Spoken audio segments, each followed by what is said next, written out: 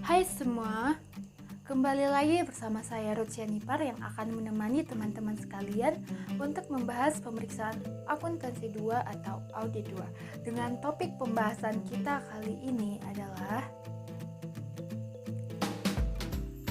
memahami prosedur audit desain untuk audit rekening piutang menggunakan lembar kerja pembagian sebagai panduan. Langsung saja kita mulai dari audit design. Audit design. Audit design adalah analisis terhadap semua elemen visual yang digunakan oleh perusahaan. Selain visualnya juga inti audit adalah pesan inti perusahaan. Terkadang disebut juga dengan slogan, nilai, atau pernyataan branding.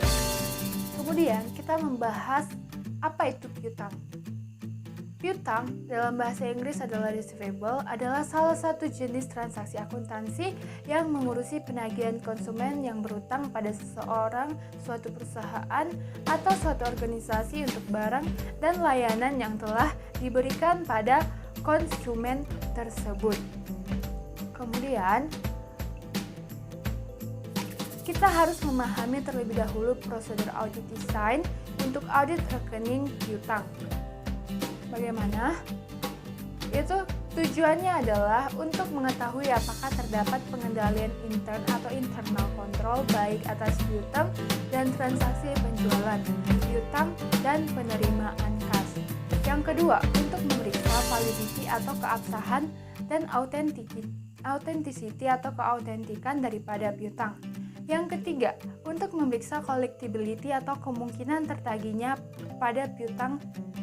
Yang keempat, untuk mengetahui apakah ada kewajiban bersyarat atau contingent liability yang timbul karena pendiskontoan wesel tagih. Dan yang kelima adalah untuk memeriksa apakah penyajian piutang di neraca sesuai dengan prinsip akuntansi umum yang berlaku di Indonesia. Lalu, kemudian bagaimanakah prosedur yang harus dilakukan? Prosedur yang harus dilakukan adalah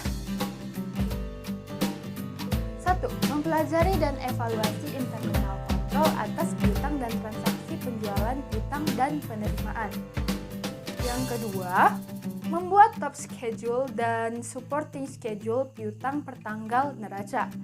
Yang ketiga, meminta schedule dari piutang usaha per tanggal neraca yang antara lain menunjukkan nama pelanggan atau customer, saldo piutang, umur piutang, dan kalau bisa subsequent collection-nya. Yang keempat adalah memeriksa mathematical akurasinya dan cek individual balance, sub ledger, lalu totalnya ke general ledger.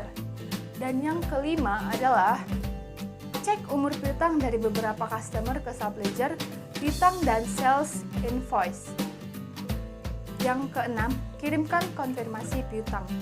Yang ketujuh, periksa subsequent collection-nya dengan memeriksa buku kas dan bukti penerimaan kas untuk periode sesudah tanggal neraca sampai mendekati tanggal penyelesaian pemeriksaan lapangan atau audit field work.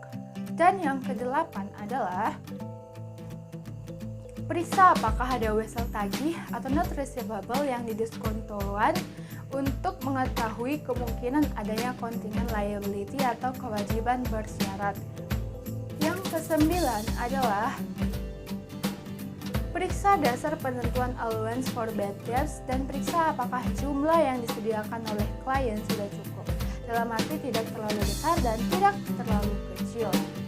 Yang ke-10 adalah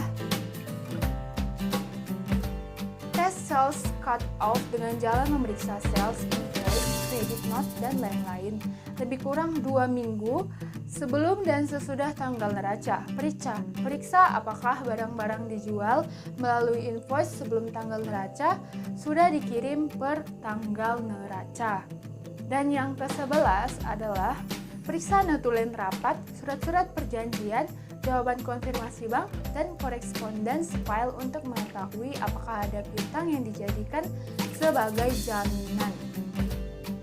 Yang ke-12 adalah periksa apakah penyajian piutang di neraca dilakukan sesuai dengan prinsip akuntansi yang berlaku umum di Indonesia atau SAK atau EGAAP atau IFRS. Dan yang terakhir adalah tarik kesimpulan mengenai kewajaran saldo piutang yang diperiksa. Demikianlah topik pembahasan kita kali ini. Thank you for watching. Bye-bye.